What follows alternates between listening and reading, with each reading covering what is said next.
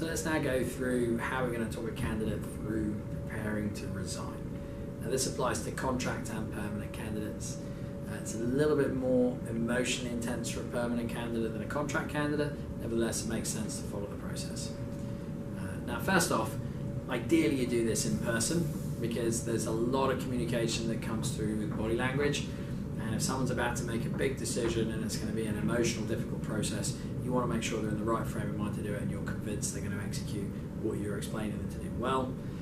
Typically people don't do this repeatedly throughout their career, and they're not sure how to do it. There's a degree of trepidation about doing it. So again, the more variables you can take out of it and the risk if you can decrease, then you're going to be more in control.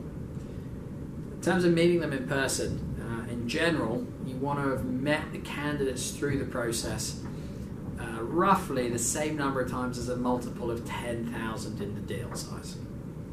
So just to put that into context, if the deal size of the placement you're going to make is £20,000 or $20,000, you should have met the candidate at least twice throughout the interview process. If it's a forward sales value on contract of the same applies. 10,000 once, 20,000 twice. That gives you a rough idea of whether you've done the right amount of work to close the deal or not. If you haven't met the candidate, you're in trouble. You need to have a rapport with them at the point that you're preparing them to resign, and if you haven't met them in person before this point, you've lost multiple opportunities to develop that rapport to advise them how to get through their resignation process.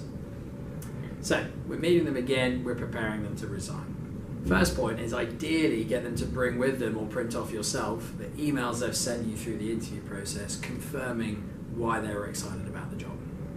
You also want to look back at your notes, the initial time you interviewed them or throughout the interview process, about what they liked and didn't like about their current company and what made them look for a job in the first place. When you're sending someone into a resignation, you want them focused on the reasons they're looking for the move that are underlying and unlikely to change no matter what the money is, rather than the cash. If the motivation is all cash at this stage, you've got problems because it's very easy to fix that. Ideally, throughout the interview process, you've got repeated feedback about how the new opportunity compares to their current opportunity. In that, you'll have constantly dug around to find out what is wrong with their current role and their current business. You want to know everything that is bad with the manager, with the team, with the company strategy, and you want to be able to go through this again before they go in and prepare them to resign. There are fundamentals that cannot change. They need to be fresh in their mind when they go in to have a conversation with the client. They cannot change the structure of the company. They cannot change the strategy of the company. There's a whole bunch of things that for one candidate, the company will not evolve. And we need many more examples of that than the money, because it's very easy to match the money. And you're going to prepare them repeatedly to go in and match and expect their current company to match the money, be it on contract or perm. So the simple fact of resignation is there's an easy way and a hard way to do it. If you're going to want to go through the process an easy way, you need to cut ties quick and cleanly and let the person you're resigning to know that there's absolutely nothing they can do to convince you to stay in the company. Now, there's things you need to omit from the resignation if you're going to execute this type of strategy. First of all, you want to avoid talking about the company that you're going to, the role that you're going to be in, and the compensation package that you're going to get. You want to say, I've made my decision that I'm leaving the company. Out of respect for you, I don't want to talk through the details of where I'm moving because I don't want to give you a hope that you can keep me to stay. So all you need to know is that I've really appreciated my time here. I thank you greatly for the opportunity that you've given to me. This is the right time for me to move on now, and I'd like you to respect my decision. That gets it clear to anyone listening that you are not interested in a counteroffer. If they continue to probe around where are you going, what are you going to do, what's the money you're going to be earning, you need to follow the same line of answers. Look, I just don't want to get into that with you. I just want you to know I really appreciated your efforts for me at the company. It's been a great time here, but it's time for me personally to move now. And obviously, I will do my best to serve out any notice and give as detailed a handover as I possibly can. I would like to remain in touch with you as someone who is a friend after I've moved on from business. You keep it cordial, but you keep it very clean, and you avoid getting into any discussion about the opportunity where you're going. The reason for this is an experienced hiring manager or someone that used to dealing with counteroffers will start to use the information you've given them to try and convince you to stay in the business. So they're going to try and pick holes in the opportunity, the company, and also the package, which they'll match. So if they do want you to stay, they're going to do several things. They're going to try and get you to talk to more senior people, and they're going to try and open up to a conversation where they will get details out that they can sell against. Now again, you can explain to a candidate there's two ways to do this. You can get out cleanly, or you can get the best possible counteroffer you can imagine. Ideally, you've gone into this conversation wanting to get out cleanly, so let's do it this way. But if really you want to get a counteroffer and you want to get the best one possible, tell me now, because I can advise you on how to do that. Slightly a risky strategy, but at least you will know what the candidate is going to go and do. Typically then, they will execute the method that you're training them on. Only a couple of times in my career has someone actually said, can you talk me through how to get the best possible counteroffer? And actually, I've done it, because at least I then tried to turn them into a client, and in one case they became a very good client. So if they are wanting a counteroffer, you do the complete opposite advice. Tell them where you're going, why you're going, what you're not happy with, what money you're getting, and then open the floor to discussion. And if they want to keep you, obviously they will try and compete with whatever offer that you've got. It's also quite risky doing this, because if they don't counteroffer you, you're out. So you've got to make sure that it is a job that you want to go to. Personally, you don't want to, obviously you don't want to get to the point where you're preparing people for a counteroffer, but it's better to know what their intentions are. It'll throw them off guard if you offer that as a suggestion. Most people want to get out cleanly, so they'll take option A. It's important again with a counteroffer to prepare the candidate for the motivations of the client for keeping them to stay, and also for their motivations for leaving. You've got to understand that very rarely will a counteroffer from a company they're currently at come from an intention of matching their aspirations and their career expectations. It comes from solving the problem of having to replace them from the job that they're in. The incumbent company knows that it's going to be hard to replace them, it's going to be costly, it's going to be time consuming. And typically the hiring manager that's going to keep them, that's trying to keep them to stay, is going to have to do an awful lot more work than they typically want to. So it's the self-motivation of the hiring manager that's driving the counteroffer and the company to have an ease of solving a problem than it is what's in the best interest of the candidate. As long as you go and prepare them to go in with that clear in their mind, then they'll have a frame of a lens on the conversation where they understand what the motivations is from both parties, and they'll keep clarity of their purpose to get what their aspirations and expectations are. They'll also be less flattered when they're told that they're hugely important and they get someone senior to come and speak to them. Ideally, you get them to refuse to speak to the senior person, because that adds another layer of emotional pressure onto the conversation, and the senior person will tell them that they were destined for greatness and they were just about to have that conversation. It's a real shame they resigned beforehand. So we avoid that conversation, keep it clean and say, like, I'm definitely out. Can we make this as painless as possible? I'll hand over to whoever I want, get them out the door as quickly as possible. It's important they do offer to work their notice period. This makes sure that the company is obliged to honour the contract.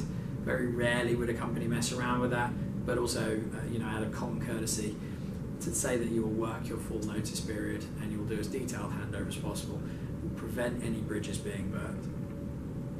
You might think that the first option, where you're making it clear that you definitely want out, burns more bridges than allowing a discussion to take place. Actually, the opposite is true. If you enter into a discussion and you talk through details about the new opportunity and they try and keep you to stay, and they think there's a chance to keep the candidate to stay, but they leave anyway, you're toast at that point. They've made a big effort and you've really, really burned bridges at that point. Whereas if you're clear that you want to go, but you want to stay in contact and you appreciate everything they've done for you, they quickly get to the point where they're discussing a handover. That's better for the candidate, it's better for the client. So this needs to be dealt with quickly and you can move on.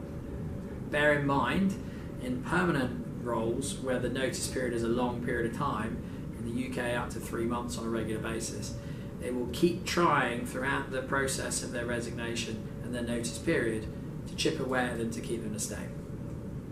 I've had a candidate before on the last day, just before they're going to their leaving party, having already handed in their laptop and mobile phone, get the final counteroffer, and they actually accepted the counteroffer.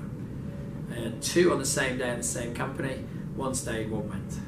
So you've got to keep going, meeting up with a candidate, preparing them all the way through their resignation process to make sure that they stick to their guns and move, because the company they're at will be applying emotional pressure to them and trying to match the money and find out details all the way through their resignation process and their notice period.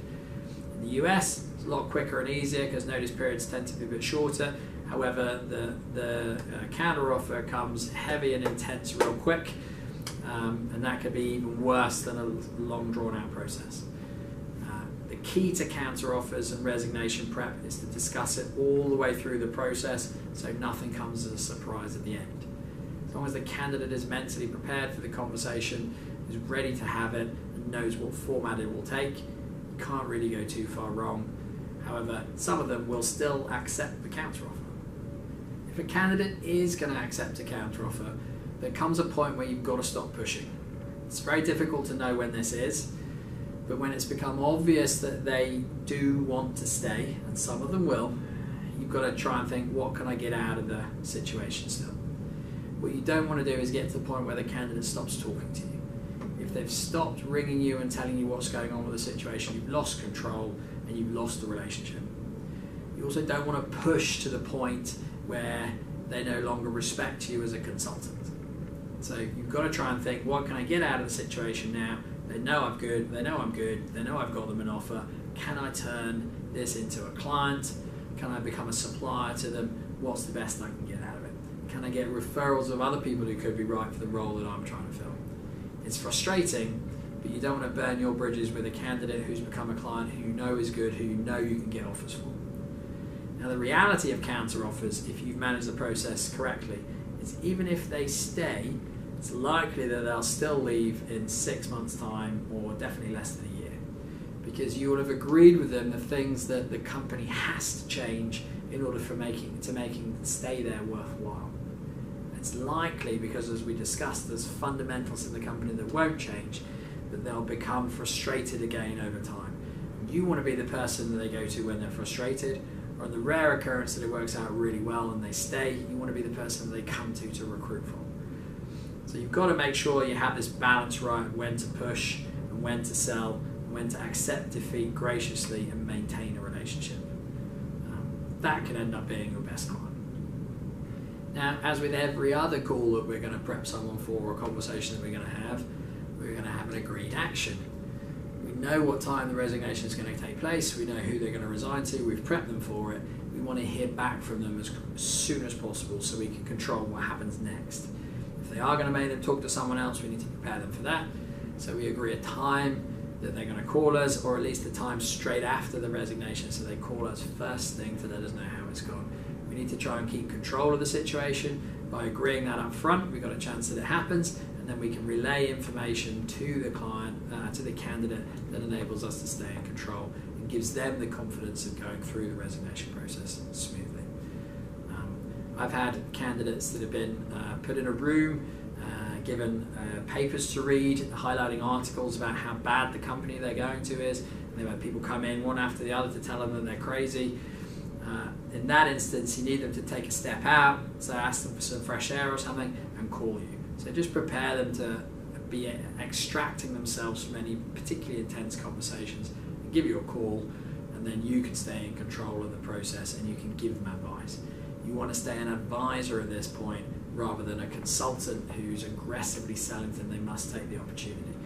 So you need to have shifted your relationship with them to wanting to be someone who wants to help them and be an advisor through the process. So in any times of distress or need in this process where they want to talk to someone, it is you that they talk to first, and then you can stay in control. Now, this is the worst case scenario of a resignation. I've painted a very bleak picture here about what the resignation process is. A lot of times someone just goes in and says, look, I'm leaving and there's nothing you can do about it, and the company goes, okay, and that's it. It's not really that difficult. But sometimes when you've got a real tussle on, being prepared for all of this and having gone through all of this process, will get you the deal versus not. And you'll only miss out on one or two where you could have prepared for this and you didn't, and you get the counter offer and the candidate stays before you realise that, this is a really valuable exercise and a worthwhile process to go